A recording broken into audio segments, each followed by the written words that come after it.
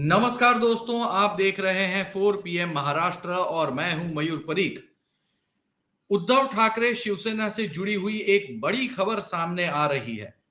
खबर कुछ ऐसी है कि एक बार फिर शिवसेना सुप्रीम कोर्ट का रुख कर सकती है और ये मामला है विधान परिषद के विधायकों के डिस्क्वालिफिकेशन के बारे में। शिवसेना के नेता अनिल परब ने आज प्रेस कॉन्फ्रेंस की और पत्रकारों को इस बारे में बताया कि वो न सिर्फ विधायक ही बल्कि विधान परिषद के उपसभापति को भी डिस्क्वालीफाई करवा देंगे और इसके लिए वो सुप्रीम कोर्ट जाएंगे। उन्होंने क्या कहा, पहले आइए सुनते हैं, जिसके बाद हम डिटेल में इस पूरे विषय पर बात करेंगे। नीलम गोरे, मनीषा कायंदे आणि विप्लव बाजोरिया यांच्या डिस्क्वालिफिकेशनचं पिटिशन आम्ही विधान परिषदेच्या सचिवांकडे दिनांक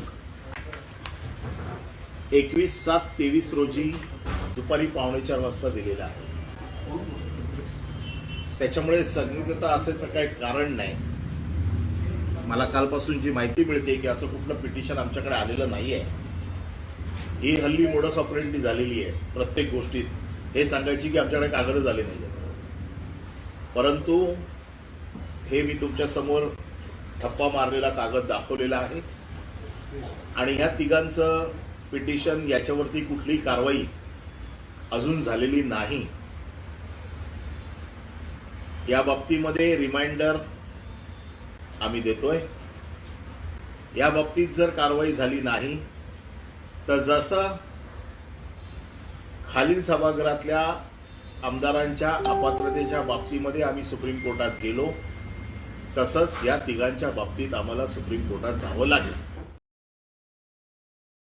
तो अनिल परब शिवसेना के बड़े नेता, ये वही नेता हैं जो कि ईडी के रडार में पिछले दिनों आए थे। उद्धव ठाकरे के एकदम खास हैं।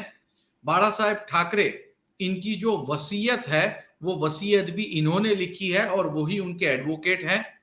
मातोश्री जहां पर है बांद्रा कलानगर, उससे महज 500 मीटर की दूरी पर ही इनका घर भी है और वो शिवसेना केबल चालक सेना के अध्यक्ष रह चुके हैं और बहुत ही वरिष्ठ शिवसैनिक हैं। इस पूरी परिस्थिति में परेशानी झेलने के बाद भी वो उद्धव ठाकरे के साथ में अब भी डटे हुए हैं।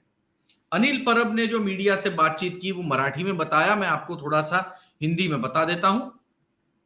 अनिल परब ने यह बताया कि विधान परिषद में 3 विधायक हैं, विप्लव बाजोरिया, खुद उपसभापति नीलम गोरे और विधायिका मनीषा कायंदे।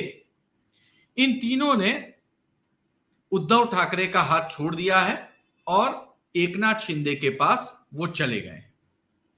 जब ये दोनों ही नेता यानी कि उपसभापति नीलम गोरे को छोड़ विप्लव बाजोरिया और मनीषा कायंदे ने जब शिवसेना पार्टी में उद्धव ठाकरे को टाटा बाय बाय बोल दिया था, उसके बाद ही अनिल परब ने स्पीकर के पास जो है डिस्क्वालिफिकेशन पिटीशन जो थी वो दायर कर दी थी। लेकिन दोस्तों देखो, चौंकाने वाली बात क्या है, जो स्पीकर है विधान परिषद का नीलम गोरे, जिसके पास ये पेंडिंग एप्लीकेशन है, वो खुद शिवसेना छोड़ के चली गई।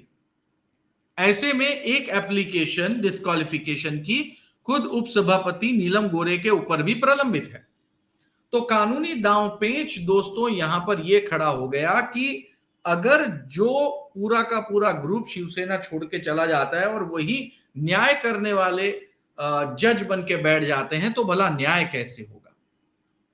ये जो परेशानी है, ये परेशानी अपने आप में एक अलग है और इसीलिए अनिल परब जो है उन्होंने बता दिया है कि चूंकि हमारी पिटीशन के बाद भी विधायकों को डिस्क्वालीफाई नहीं किया जा रहा है, इसलिए हम आने वाले दिनों में सुप्रीम कोर्ट का रुख करेंगे।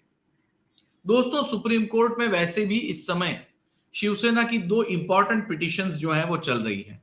पहली पिटीशन यानी कि उद्धव ठाकरे बनाम एकनाथ शिंदे की पिटीशन।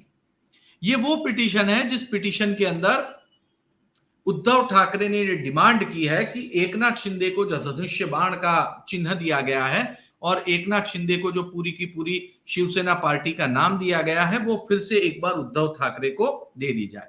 इस पर बोर्ड लगा था, लेकिन सुप्रीम कोर्ट के चीफ जस्टिस DY चंद्रचूड़ ने कहा कि चूंकि मुझे एक खंडपीठ का एक बनाना है और उसके ऊपर एक महत्वपूर्ण सुनवाई है, तो 3 महीने तक मैं आपकी इस पूरे मामले में कोई सुनवाई नहीं कर पाऊंगा।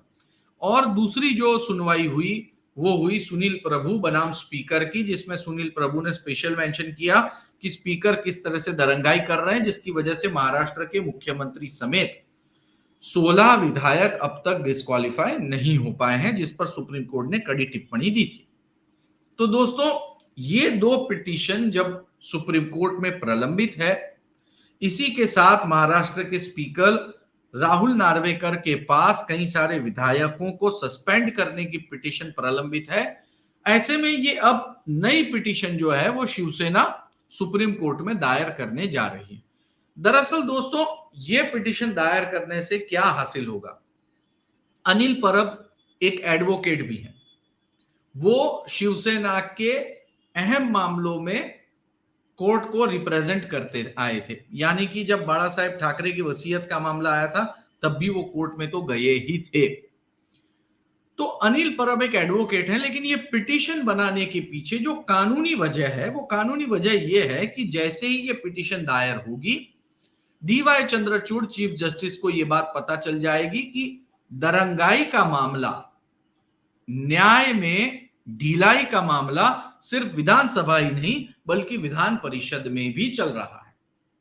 दोस्तों, ये पिटीशन फाइल करने से एक ग्राउंड रेडी होता है और वो ग्राउंड ये बनता है कि सुप्रीम कोर्ट के फैसले के बावजूद और हमारी बार बार कंप्लेंट करने के बावजूद महाराष्ट्र में हमें न्याय नहीं मिल रहा है और इसीलिए सुप्रीम कोर्ट हमें न्याय दे।